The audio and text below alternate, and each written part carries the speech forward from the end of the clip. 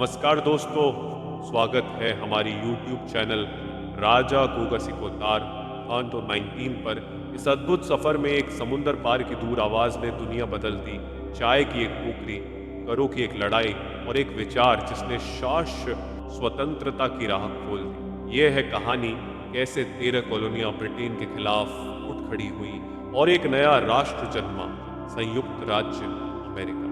क्या आपने कभी सोचा है एक महाद्वीप से हजारों किलोमीटर दूर बैठे राजा के फासले कैसे धीरे धीरे एक पूरा तूफान बन सकते हैं? अमेरिकी स्वतंत्रता संग्राम की कहानी युद्ध से नहीं बल्कि नाराजगी से शुरू होती है, और यह नाराजगी पैदा होती है 13 ब्रिटिश कॉलोनियों में रहने वाले उन लाखों लोगों के दिलों में जो मेहनत भी करते थे, टैक्स भी भरते थे, लेकिन उनकी आवाज किसी ने सुनी ही नहीं।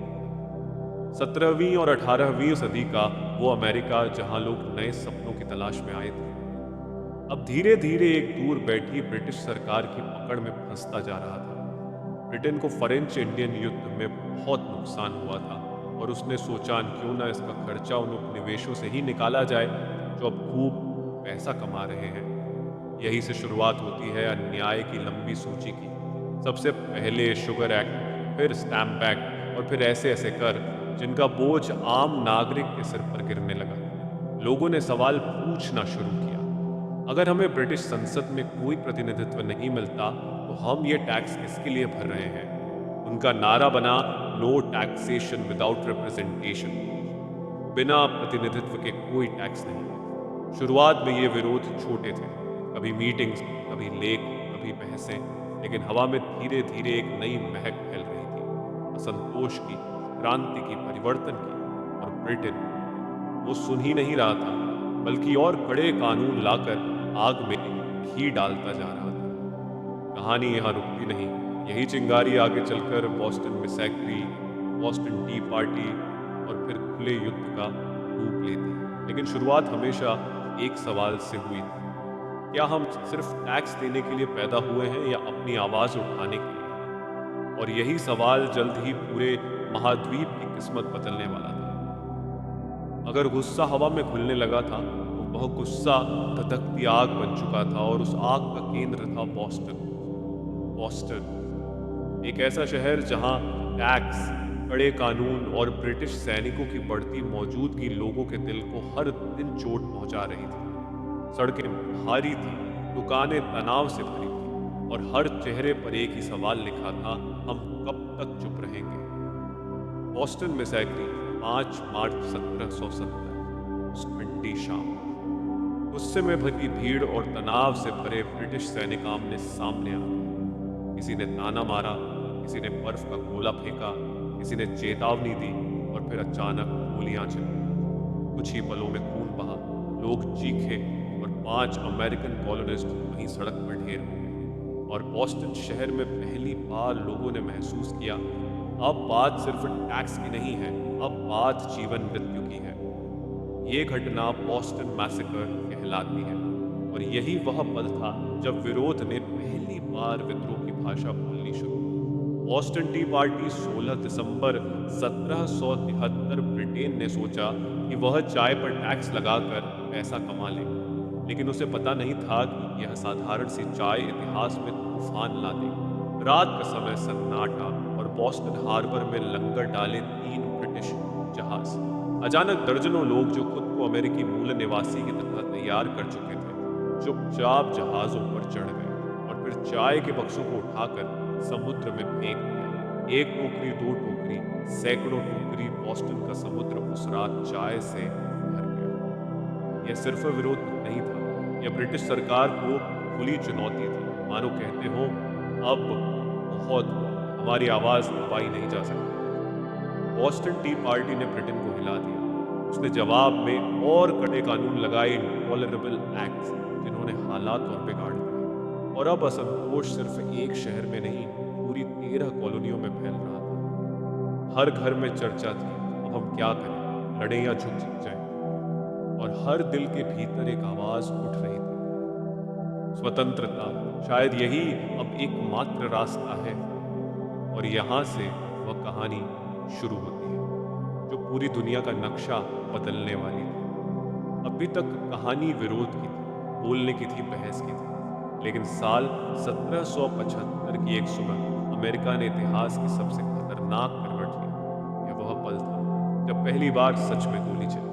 वह गोली जिसने न सिर्फ एक युद्ध शुरू किया बल्कि दुनिया को भी बदल दिया। इस घटना का नाम पड़ा the shot heard round the world. एक ऐसी गोली जिसकी गूंज आज भी इतिहास की किताबों में सुनाई देती है। लेक्सिंगटन की सुबह 19 अप्रैल 1775 रात भर अफवाहें उड़ती रहीं।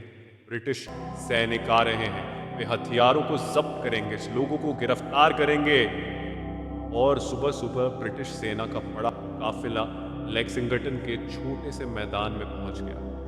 वहां 70 के करीब स्थानीय मिलिशिया खड़े थे, डरे हुए लेकिन दृढ़। ब्रिटिश कमांडर ने कहा, हथियार डाल दो और घर जाओ। मिलिशिया खामोश रहे। कुछ सेकंड की चुप्पी और फिर किसी तरफ से एक गोली चली। किसने चलाई, किसने शुरुआत की, कोई नहीं जानता। लेकिन यह बात सबको पता चल गई कि अब वापसी संभव नहीं थी। ब्रिटिशों ने गोलियां बरसाई, कई अमेरिकन गिर पड़े, कई इधर उधर भागे और हवा में वही एक बात गूंजती रही। लड़ाई शुरू हो चुकी थी।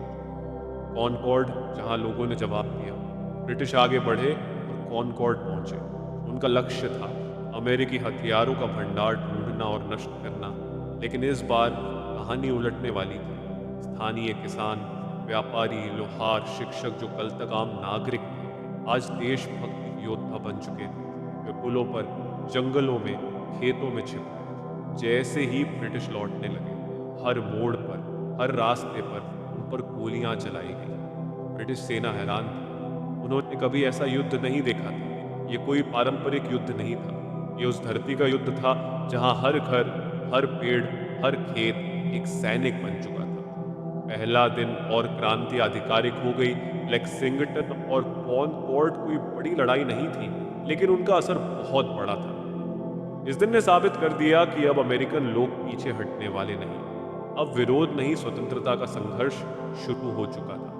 हर कॉलोनी में अब वही आवाज उठ रही थी, अगर लेक्सिंगटन लड़ सकता है, अगर कॉनकॉर्ड लड़ सकता है, तो हम भी लड़ सकते हैं। और इस तरह स्वतंत्रता की चिंगारी अब एक पूर्ण क्रांति की आग बन चुकी थी। लेक्सिंगटन और कॉनकॉर्ड के बाद एक बात साफ हो गई थी, यह लड़ाई अब सिर्फ स्थानीय झड़प नहीं रहने वाली। अब पूरे महाद्वीप को एक ऐसी सेना चाहिए थी जो ब्रिटेन जैसे साम्राज्य के सामने खड़ी हो सके। लेकिन सवाल यह था, नेतृत्व कौन करेगा?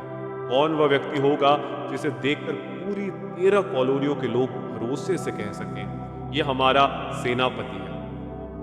कॉन्टिनेंटल कांग्रेस की बैठक जून 1775 फिलाडेल्फिया में प्रतिनिधि जुटे। हर चेहरा चिंतित, हर मन प्रश्नों से भरा। युद्ध तो शुरू हो चुका था और दिशा अभी भी धुंधली थी। इसी भीड़ में एक व्यक्ति खड़ा था, लंबा कद, सरल व्यक्तित्व, शांत आंखें, लेकिन भीतर स्टील जैसी दृढ़ता। उसका नाम था जॉर्ज वॉशिंगटन। जब यह सवाल उठा कि मुख्य सेनापति कौन बनेगा, कई नेता एक दूसरे की तरफ देखने लगे। लेकिन बेंजामिन फ्रैंकलिन, जॉन एडम्स और कई प्रतिनिधियों ने वॉशिंगटन का नाम आगे रखा। क्यों? क्योंकि वह सिर्फ एक रणनीतिकार नहीं, वह पूरे महाद्वीप की एकता का प्रतीक था। वह दक्षिणी कॉलोनी वर्जीनिया से था और उसे चुनना मतलब सबको एकजुट करना।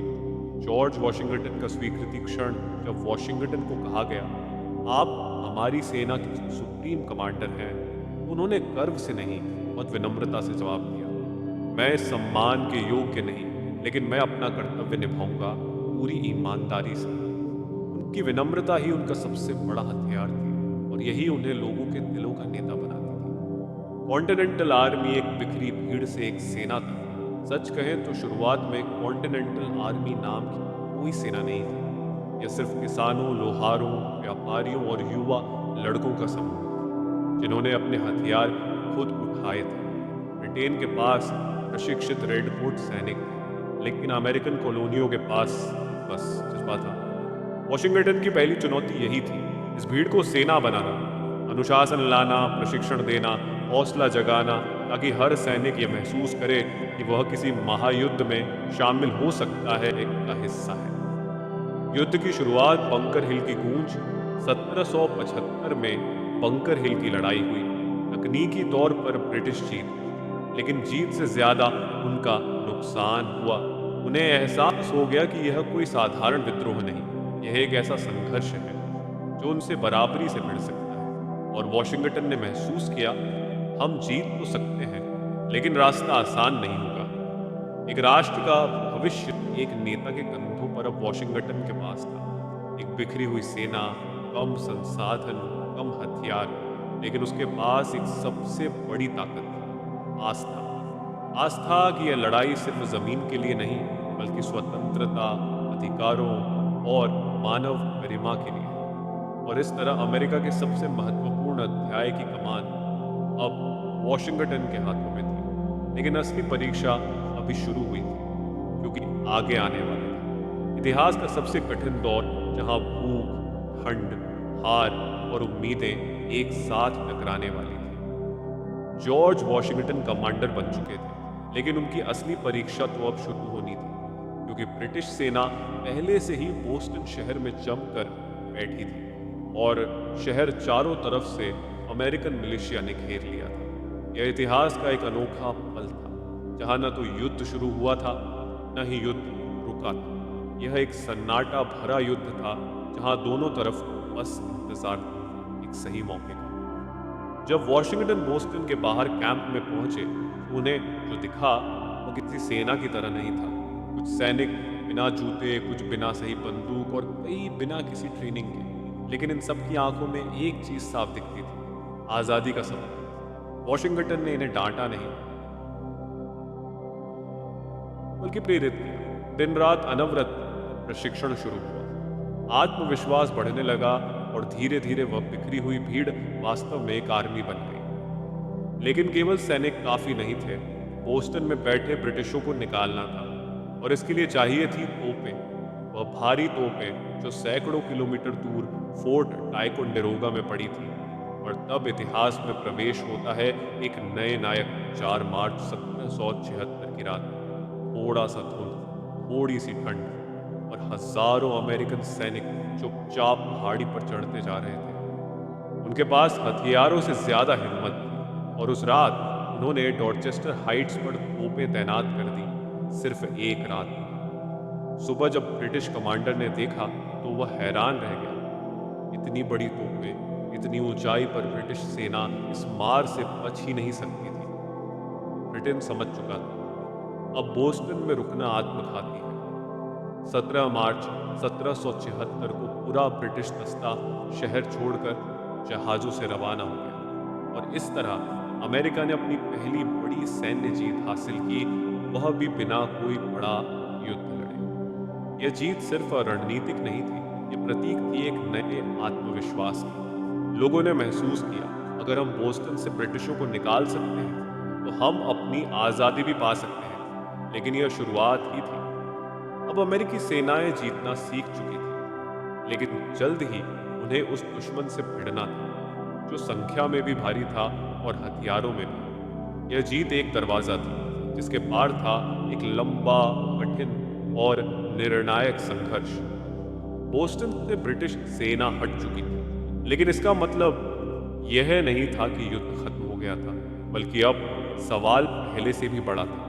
क्या हम सिर्फ लड़ रहे हैं या वास्तव में आजाद होना चाहते हैं? यह सवाल इतना भारी था कि पूरी 13 कॉलोनियों की राजनीति, भावनाएं और भविष्य एक ही धुरी पर आकर टिक गए थे, स्वतंत्रता। लेकिन आजादी मांगना आसान था क्या? नहीं। यह एक ऐसा फैसला था जिसके बाद पूरी जिंदगी, पूरा इतिहास बदल जाता, क्योंकि ब्रिटिश साम्राज्य का विरोध करना मतलब दुनिया की सबसे बड़ी ताकत को चुनौती देना। 1776 की शुरुआत में एक छोटी सी किताब आई, लेखक थे थॉमस पेन। किताब का नाम था कॉमन सेंस। इस किताब ने जैसे लोगों के दिमाग के ताले खोल दिए। थॉमस पेन ने साफ शब्दों में कहा, एक महाद्वीप को एक छोटे से द्वीप द्वारा नियंत्रित नहीं किया जा सकता। राजशाही मानवता के खिलाफ है। अमेरिका को स्वतंत्र होना ही चाहिए। यह किताब चारों तरफ आग की तरह फैल गई। गांवों में, शहरों में, चर्चों में, सभाओं में लोगों के मन में जो डर था वह धीरे धीरे साहस में बदलने लगा। फिलाडेल्फिया की कांग्रेस में बहसें उबल रही थी। कुछ नेता कहते ब्रिटेन से समझौता कर लेते हैं, दूसरे कहते अब बस आज़ादी ही एक रास्ता है। लेकिन हर गुजरते दिन के साथ दिल की आवाज़ मस्तिष्क से ज़्यादा जोर से बोल रही थी। 7 जून 1776 एक तारीख जिसने इतिहास पलट दिया। रिचर्ड हेनरी ली ने खड़े होकर कहा, इन कॉलोनियों को स्वतंत्र और स्वशासित घोषित किया जाना चाहिए। कमरा सन्न हो गया। बात इतनी बड़ी थी कि सांसें भी धीमी हो गई। इतिहास कभी कभी कुछ सेकंड में बदलता है। यह वही पल था। एक 5 सदस्यीय कमेटी बनाई गई। उसमें थे Benjamin Franklin, John Adams, Roger Sherman, Robert Livingston और एक युवा शांत गहराई से सोचने वाला नेता थॉमस जेफरसन। जेफरसन को जिम्मेदारी मिली स्वतंत्रता का मसौदा लिखने की, और उन्होंने कुछ दिनों में ऐसा दस्तावेज तैयार किया जिसने दुनिया को हमेशा के लिए बदल दिया। उन शब्दों में आग थी, आस्था थी और इंसानियत की सबसे गहरी पुकार, सभी मनुष्य समान पैदा हुए हैं। अब आखिरी प्रश्न था, क्या सभी कॉलोनियां इस पर सहमत होंगी? लंबी बहसें, दिन रात की चर्चा, भय, उम्मीद और साहस का तूफान। और आखिरकार 4 जुलाई 1776 को कॉन्टिनेंटल कांग्रेस ने सर्वसम्मति से दस्तावेज को स्वीकार किया, और इस तरह जन्म हुआ एक नए देश का, यूनाइटेड स्टेट्स ऑफ अमेरिका। यह वह पल था जब सपनों ने कागज का रूप लिया और उस कागज की स्याही आने वाली सदियों की राजनीति पर छा गई। लेकिन घोषणा कर देना एक बात थी, आजादी जीतना दूसरी, क्योंकि ब्रिटेन अभी भी दुनिया की सबसे महान सेना थी और अब वह पूरी ताकत से हमला करने वाली थी। अमेरिका ने देश तो बना लिया, अब उसे बचाना था। साल 1777 अमेरिकी क्रांति का 30वां साल। लड़ाई चल रही थी, लेकिन जीत वह अब तक सिर्फ सपनों में थी। अमेरिकी सेना के पास पैसे नहीं थे, हथियार कम थे, सैनिक थके हुए थे, और ब्रिटिश साम्राज्य, दुनिया की सबसे ताकतवर फौज।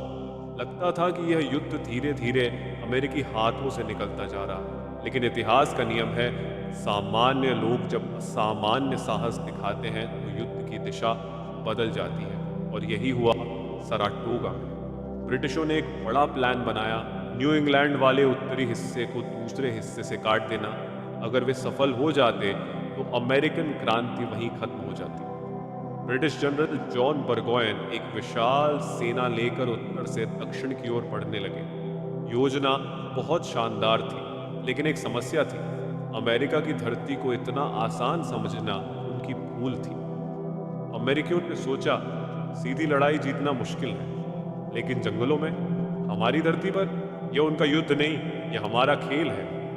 उन्होंने रास्ते तोड़े, पेड़ गिराए, ब्रिटिश सप्लाई लाइन काट दी, और गोयन सैनिकों के साथ घने जंगलों में फंस गए, और अब अमेरिकियों ने उन्हें चारों तरफ से घेरना शुरू किया। सराटोगा की 2 लड़ाइयाँ, और दोनों ने इतिहास लिखा। पहली लड़ाई में जनरल बेनेडिक्ट अर्नोल्ड ने ब्रिटिशों को रोक कर दिखा दिया कि अमेरिकन सेना पहले जैसी कमजोर नहीं रही। इस बार अमेरिकन सैनिकों ने ऐसा प्रहार किया कि ब्रिटिश सेना संभल ही नहीं पाई, और गोयन के पास न खाना बचा, न बारूद, न मदद, और आखिरकार उन्हें आत्मसमर्पण करना पड़ा। उनका आत्मसमर्पण क्रांति के इतिहास की सबसे बड़ी विजय मानी जाती है। यह जीत इतनी महत्वपूर्ण क्यों थी? क्योंकि इस जीत ने दुनिया को बताया, अमेरिका मौका मिलने पर जीत सकता है। और उसी पल एक बड़ा चमत्कार हुआ।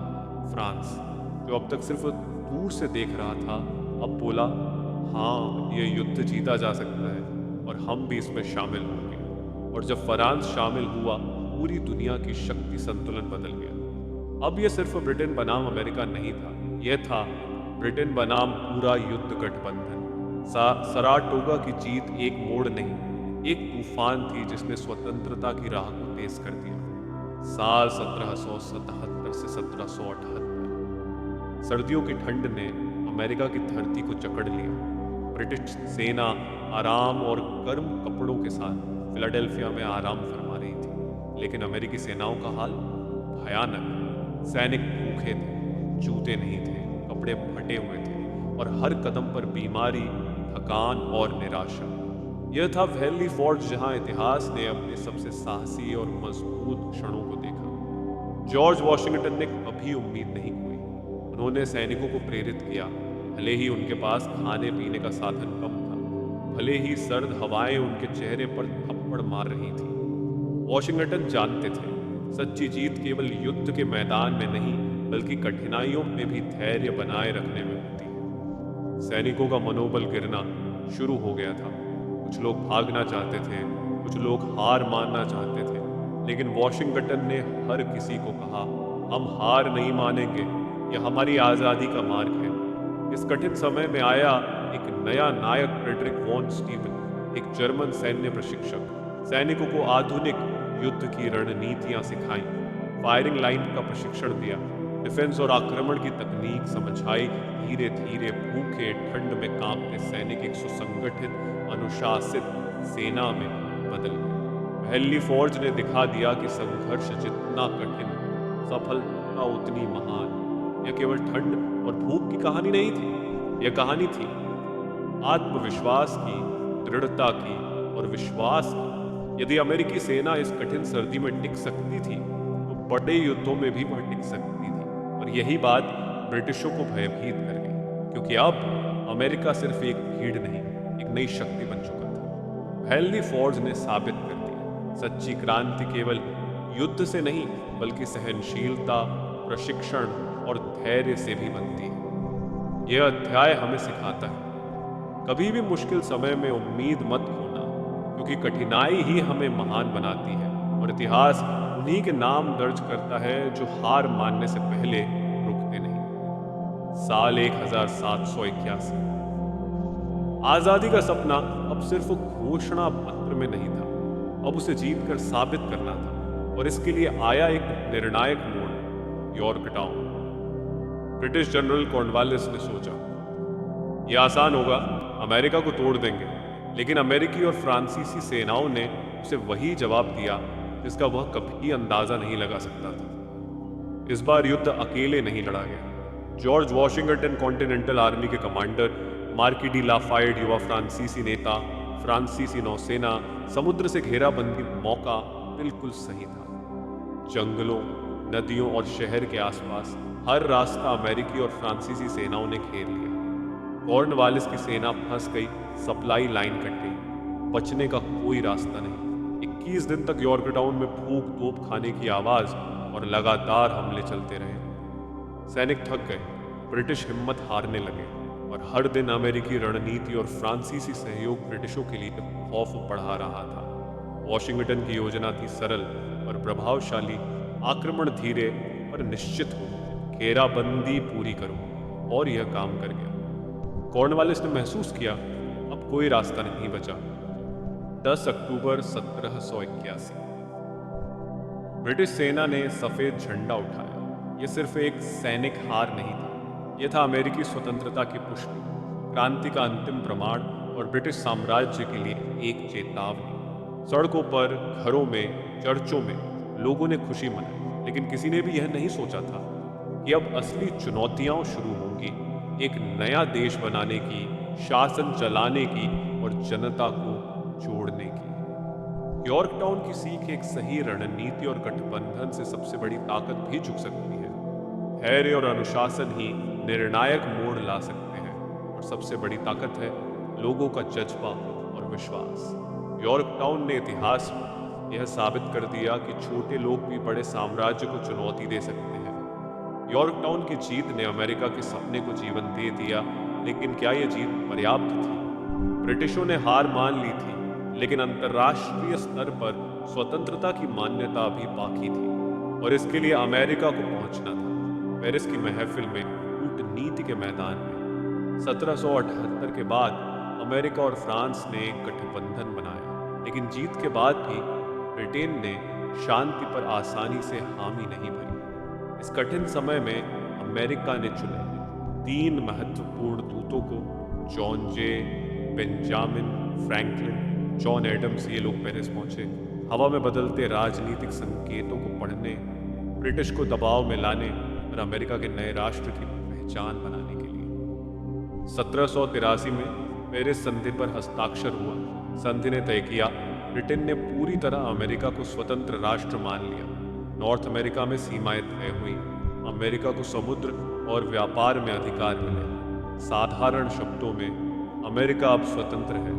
यह दस्तावेज सिर्फ कागज नहीं था, यह था सैकड़ों सालों के संघर्ष का प्रतिफल, बीते दर्द, कठिनाई और साहस का प्रमाण। इस जीत ने केवल अमेरिका नहीं बदला, दुनिया ने देखा छोटा राष्ट्र मजबूत आत्मा और सही नेतृत्व किसी भी साम्राज्य के खिलाफ खड़ा हो सकता है। फ्रांस, स्विट्जरलैंड और नीदरलैंड ने भी स्वतंत्रता को समर्थन दिया और यह साबित हुआ कि क्रांति केवल युद्ध के बल पर नहीं बल्कि सत्य, धैर्य और कूटनीति से भी संभव है। पेरिस संधि ने संदेश दिया, स्वतंत्रता के लिए लड़ाई लंबी और कठिन हो सकती है। धैर्य, साहस और एकता सबसे बड़ी शक्ति है और सबसे महत्वपूर्ण लोगों का विश्वास और जज्बा इतिहास बदल सकता है। युद्ध समाप्त हुआ, लेकिन अमेरिका का असली काम अब भी शुरू हुआ। एक नया राष्ट्र बनाना, नियम तय करना और दुनिया के नक्शे पर अपनी पहचान दर्ज कराना। यॉर्कटाउन की जीत और पेरिस संधि ने अमेरिका को स्वतंत्र राष्ट्र बना दिया, लेकिन आजादी मिलने के बाद भी देश में अराजकता और चुनौतियां कम नहीं थी। राज्यों के बीच अधिकार और सीमाओं का विवाद, आर्थिक संकट, कर्ज और टैक्स की समस्याएं, युद्ध में घायल और भूखे सैनिक। हर कोई जानता था आजादी तो मिली, लेकिन एक नया राष्ट्र बनाने का असली संघर्ष अभी शुरू हुआ है। 1787 में सभी 13 राज्यों के प्रतिनिधि फिलाडेल्फिया में जुटे। लक्ष्य था एक ऐसा संविधान तैयार करना जो अमेरिका को स्थायी रूप से एक राष्ट्र बनाए। लेकिन यह आसान नहीं था। हर राज्य के अपने हित थे। कौन से अधिकार केंद्र को मिलेंगे, कौन से राज्यों को। सत्ताओं की विभाजन, न्यायपालिका, कानून, हर विषय पर बहस होती रही। जॉर्ज वॉशिंगटन को चुना गया संविधान सभा का अध्यक्ष। उनकी उपस्थिति से ही सभा में गंभीरता और अनुशासन बना। वॉशिंगटन ने कहा, हम इतिहास लिख रहे हैं। यह दस्तावेज केवल नियमों का संग्रह नहीं, यह हमारे बच्चों और आने वाली पीढ़ियों के लिए भविष्य तय करेगा। संविधान ने तय किया 3 शक्तियां, कार्यपालिका, विधायिका और न्यायपालिका, संघीय प्रणाली, केंद्र और राज्यों का संतुलन, नागरिक अधिकारों की सुरक्षा, लोकतंत्र और प्रतिनिधित्व की नींव। संविधान के तैयार होने के बाद अमेरिका केवल आजाद नहीं था, यह एक संगठित, स्थायी और शक्तिशाली राष्ट्र बन गया था। संविधान ने दिखाया कि स्वतंत्रता सिर्फ युद्ध से नहीं आती, बल्कि सही नियम और कानून बनाकर उसे बनाए रखना पड़ता है। लोकतंत्र की नींव मजबूत होती है जब लोग कानून और न्याय में विश्वास रखते हैं, और एक नई पीढ़ी को यह सिखाने का अवसर मिलता है कि स्वतंत्रता का असली मूल्य समझना और उसे बचाना है।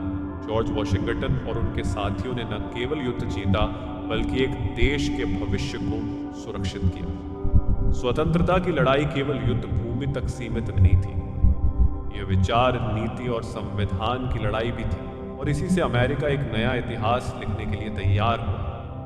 1783 से 1789 तक का समय अमेरिका के लिए सिर्फ खुशी का नहीं, बल्कि कठिन परिश्रम और चुनौतियों का भी समय था।